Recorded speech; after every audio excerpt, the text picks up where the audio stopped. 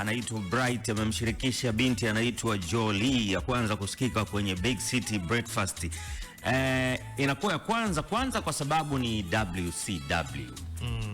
Lakini Bright ana upekee wake, ana aina yake ya muziki ambao anaufanya. Wimbo unaitwa Mazonge. Unazungumzia namna gani ambavyo kuna mazingzong yanatokea kwenye mahusiano ya watu. Bembelezano mwingi sana. Jolie binti kutoka Tanzania, House of Talent. Unamdai? Tunakudai. Deni hajalipa? Deni hajalilipa.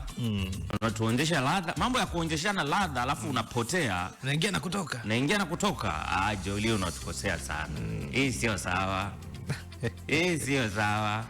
Lazima utulipe. Jolie, lazima ufanye jambo popote ulipo. Lakini Bright pia shout out kwako kwa sababu tunaona ni kwa namna gani ambavyo unapambania muziki wako, lakini pia unawakilisha mkoa wa Tabora vizuri. Ni vijana wachache sana ambao wanawakilisha mkoa wa Tabora kimuziki.